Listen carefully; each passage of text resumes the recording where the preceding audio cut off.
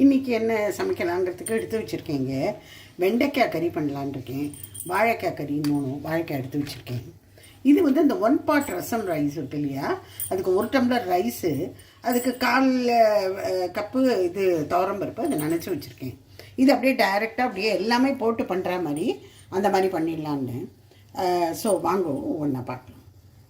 இது ரெண்டுத்தையும் நறுக்கி வச்சுட்டேன். இப்போ வெண்டைக்காய் ஒரு வதக்கல் கறி, வாழைக்காயை முதல்ல கொஞ்சம் வெந்நீரில் போட்டு எடுத்து வச்சுன்னுட்டு அப்புறம் உப்பு மிளகு பொடி போட்டு பண்ணுறதா இருக்கேன். கொஞ்சம் மிளகா அப்படியும் போட்டுக்கலாம், ரெண்டுமே நல்லாயிருக்கும். வெறும் வதக்கல் தான், ரெண்டும் சிம்பிள். இப்போ இங்கே கடாயில் ஒரு 2 டேபிள் ஸ்பூன் பக்கமாக எண்ணெய் வச்சுருக்கேன். வெண்டைக்காய்ங்கிறதுனால கொஞ்சம் அதிகமாக தான் ஆகிறது. இது இதில் சீரகம் போட்டுட்டேன். இப்போ இது சீரகம் பொரிஞ்ச உடனேயும் வெண்டைக்காய் போட்டேன். உப்பு, கொஞ்சமாக மஞ்சள் பொடி. இதை மூடக்கூடாது, வெண்டைக்காயை நான் மூடலை, திறந்து தான் எப்போவுமே ஃப்ரை பண்ணுவேன். மூடினா என்ன ஆகும்னா ஒன்றும் ஜலம் விட்டுக்கும் அதில், இது எல்லாம் இன்னும் தலை அப்படியே பிசு பிசு ஆகிடும், கோண்டு மாதிரி ஒட்டிக்கோங்களாம். அதனால பண்ணக்கூடாது, மூடக்கூடாது. சும்மா வெந்நீரில் ஒரு 2 minutes கொதிச்சா போதும். அப்புறம் நம்ம ஃப்ரை பண்ணுறது ஈஸி. கொஞ்சமாக சில்லி பவுடர் போட்டுக்கலாம், அப்புறம் இனிமேல் இறக்கிடலாம். ஃப்ரை ஆகிடுச்சுன்னா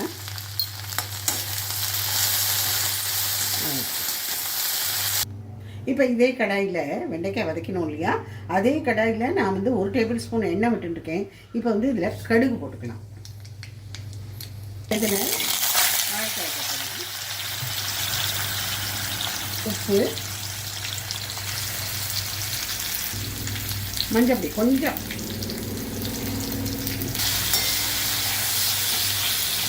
இது நல்லா ஃப்ரை ஆகிடுது. இதில் காரப்பொடின்னு நான் போடலை. இப்போ என்ன பண்ண போனேன்னாக்க, இதில் எண்ணெயே வேறு இல்லைன்னு கொஞ்சமாக தானே விட்டேன்.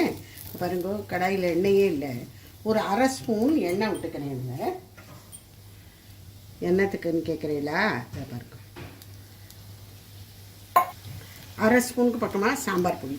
இந்த சாம்பார் பொடியை போட்டு வதக்கி இறக்கினா அது அவ்வளோ நல்லாயிருக்கும். ரொம்ப வித்தியாசமான டேஸ்ட்டாக இருக்கும். இதில் இப்போ 2 கறி அடுத்தடுத்து நான் ஃப்ரை பண்ணியிருக்கேன். கொஞ்சம் கூட அடி பிடிக்கலை, கொஞ்சம் கூட தீயலை. எனக்கு நம்ம குக்கிங் பண்ணுறதுலேயும் இருக்குது. கொஞ்சம் லோ மீடியம் இதில் தான் வச்சுன்னு பண்ணேன். ஹையில் வச்சுன்னு பண்ணினோன்னே இழுப்பச்சிட்டையும் பழைய போயிடும்.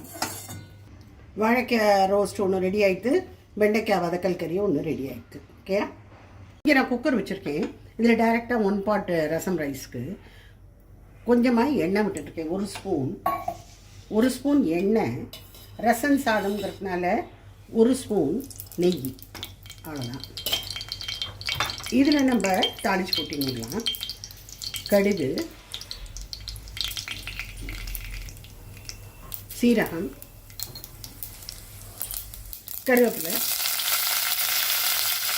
டொமேட்டோ, பச்சை மிளகாய்,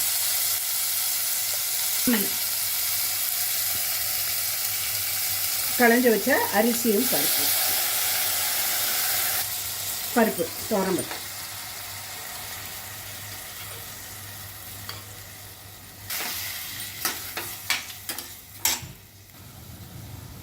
ரசப்பொடியோ இல்லை சாம்பார் பொடி எது இருக்கோ அது ஒரு 1/2 ஸ்பூன்.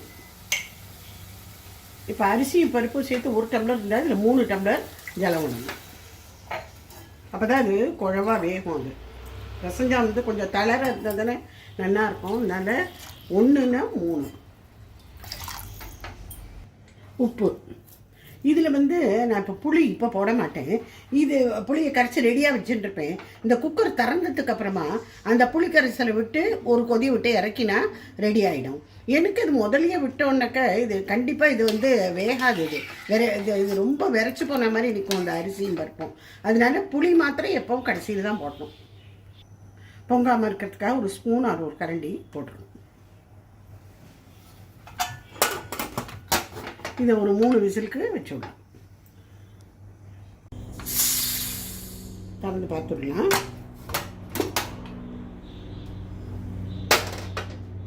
நசிச்சு விடலாம்.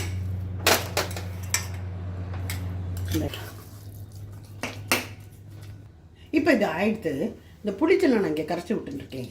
இதை போட்டுட்டு ஒரு கொதி வந்தோடனே நம்ம இறக்கி விட்டுடலாம். ஆயிடுச்சு. இப்போ இது ஒரு கொதி வந்துடுத்து இறக்கிடலாமே. கன்சிஸ்டன்சி நீங்கள் பார்த்துக்கோங்க. ரொம்ப கெட்டியாக இருந்ததுன்னா கொஞ்சம் தளர பண்ணிக்கிறது, கொஞ்சம் வெந்நீரை விட்டுக்கலாம். இல்லைன்னா இது எக்தம் கரெக்டாக இருக்குது, சரியாக இருக்குது. ரசம் சாதம் ரெடி. இதில் மேலேருந்து கொஞ்சம் நீங்கள் சாப்பிடும்போது நெய் கொஞ்சம் ஊற்றிக்கலாம். ரொம்ப பிரமாதமாக இருக்கும். நிமிஷத்தில் ரெடி ஆகிடும். இப்போ பார்த்துடுறோமா, இந்த வாழைக்காய் கறி, வெண்டைக்காய் கறி, ரசம் சாதம், இது 1 part ரசம் சாதம், ரசம் ரைஸ், இது தயிர் சாதம், இது வச்சுட்டேன். ஸோ மாலை பட்சம் டே 9ஓட லஞ்ச் இது தான். இன்றைக்கி எல்லாம் ஒரு ரசம் சாதம், தயிர் சாதம் அந்த மாதிரி பண்ணிவிட்டு தொட்டுக்க 2 வித கறி பண்ணியிருக்கேன். அவ்வளோதான் இன்றைக்கி சமையல். ரொம்ப ரொம்ப சிம்பிளாக முடிச்சுட்டேன். பாய் ஃப்ரெண்ட்ஸ், நாளைக்கு பார்க்கலாம்.